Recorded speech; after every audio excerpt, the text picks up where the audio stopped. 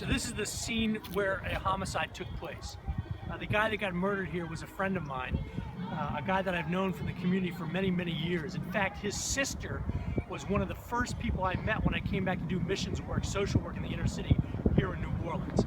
This is what it looks like days after a homicide scene. It's a makeshift memorial to the person that was shot and killed right here on this corner. And this is the thing I want you to think about. We think about inner city homicide as being something like a statistic. Those black people killing other black people, those inner city people killing other inner city people.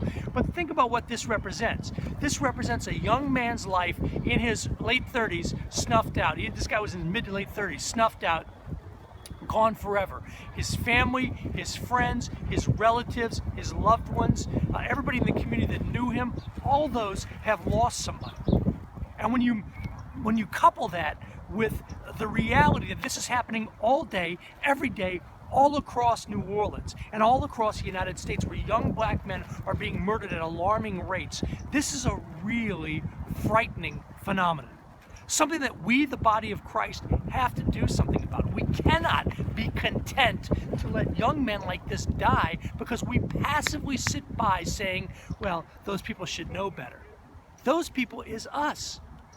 We, the body of Christ, are made in the image of God. This man was made in God's image.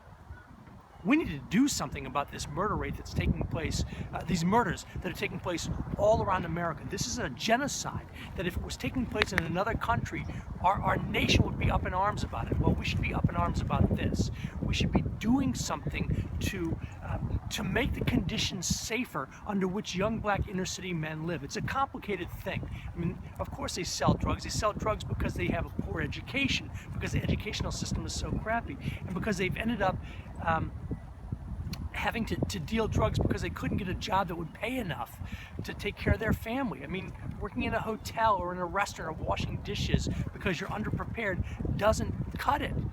And so if we don't do a better job of preparing these guys for the world of work, of course they're going to deal drugs. And so then what happens? Well, they get shot. Violence rules the streets. And so we've got to figure out ways of stemming the flow of guns to the inner city, of stopping the lethality of the violence, of preparing people for jobs, of making life better for those that live in the inner city. That's your calling as a Christian social worker. That should be all of our callings as believers in Jesus Christ.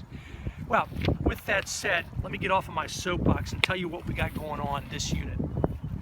We're talking about contemporary issues in social work practice, part 1. This is one of those contemporary issues, near and dear to my heart, obviously. You're going to be reading Cannon's sections on bioethics, globalization, capital punishment, consumerism, and water. You're going to read Christianity and Social Work chapters 19 to 20. You're going to read an article by Graham Bopet called Working with Creative Creatures Towards a Christian Paradigm for Social Work Theory with some practical implications.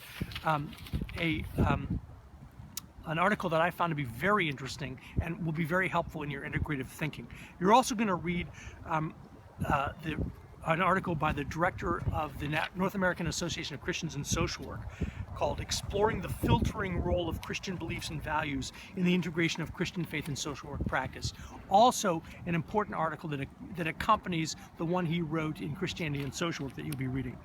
You will complete your Picha Kucha project and upload it before Friday at 5 p.m. Look in the column to the left on Blackboard and scroll down to Final Project Picha Kucha to find out where submissions should go. I want all these submissions up, though, so that for the discussion board in the next section, we can talk about the Picha Kuchas.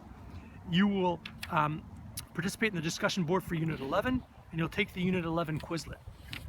Next unit will be our final unit together, and we're going to be working on looking at the Picha Kuchas, and that's going to be an exciting moment for us. I hope you've enjoyed the coursework thus far, and I'm really, really excited that we've gotten to this place in our class. See you in Unit 12.